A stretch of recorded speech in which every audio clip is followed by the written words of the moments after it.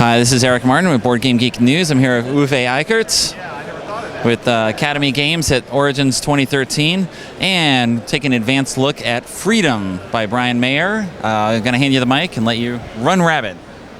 Run rabbit. Today is just a day. I've been watching too much American Idol. Sorry, people.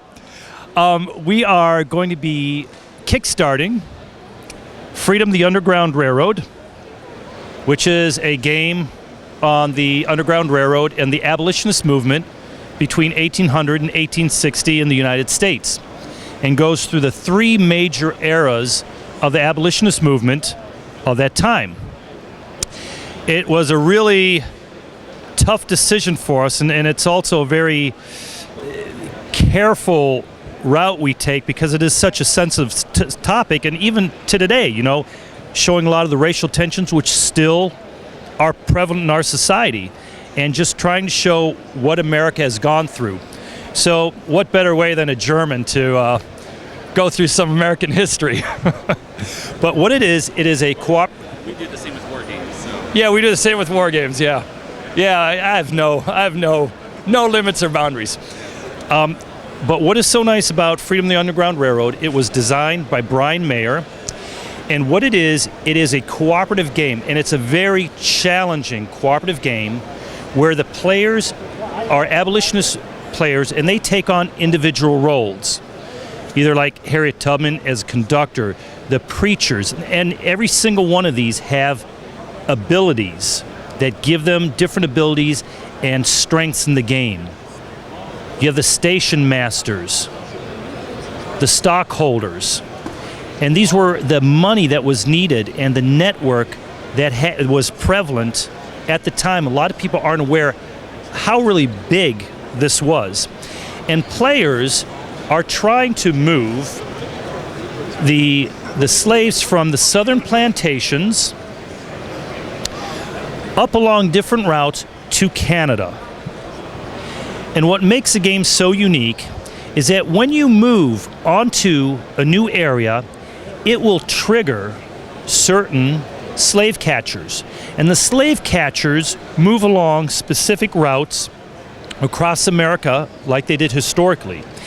And if you start moving slaves too quickly or too prevalently in one area, the slave catchers start congregating, and when they catch the slaves, they send them back to the plantations.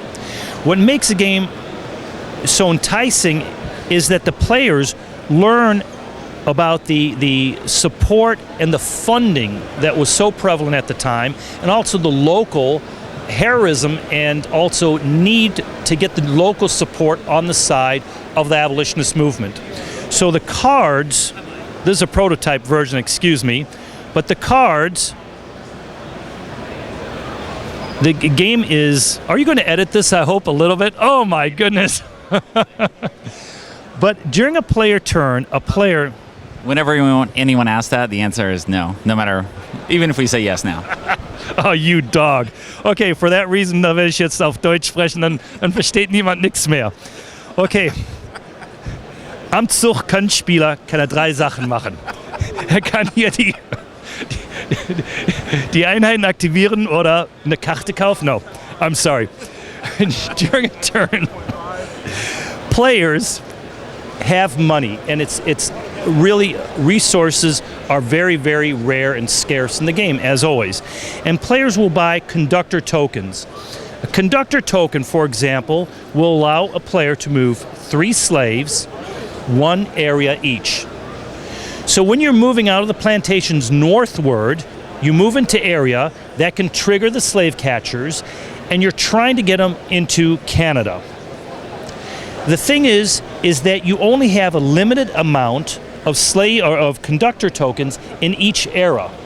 So if you do not go through the funding that was so required and so necessary at the time to get these funding markers, which cost $10 each, if you do not get through these, you cannot get to the next era, which again opens up more of the conductor tokens.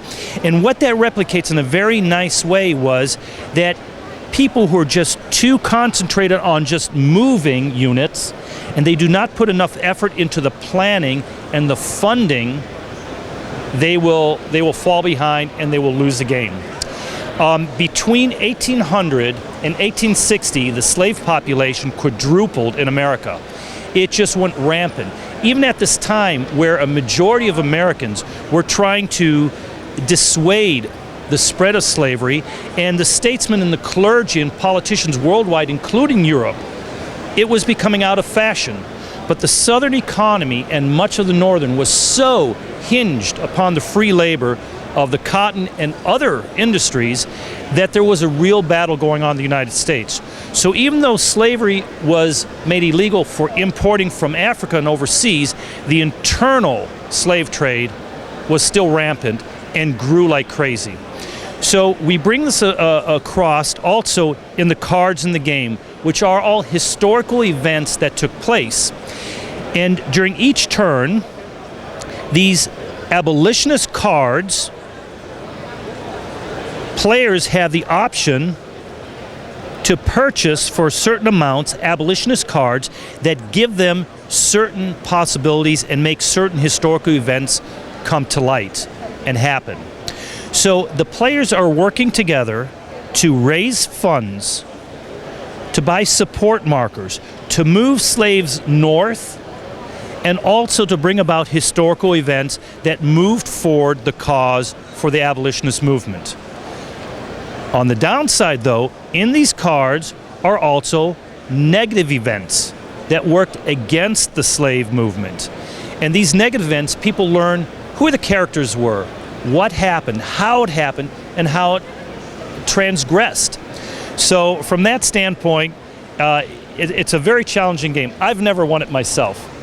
My wife said that she played with a group, and they were a smart group, and they won right away, which was, she didn't even realize that she just slammed me so hard, and that's her right there. So Kari, I'm telling them about how you just totally slammed me about your comment with Underground Railroad. Well, where you said where you played with a smart group and you had no problem winning. That's right. So anyway, the game is, for us, is a little different because it's a Eurocentric, it's a Euro game. It's not a military game, it's not a war game, it's a pure Euro game, but it's very historical. So I think that's enough talking about this. This is the first time I've actually printed out the game. This is the first view you have of this game by anybody. So I have not gotten down the verbiage correctly yet on how to explain how the game is played. Darum sollte ich, glaube ich, doch lieber in Deutsch weitermachen.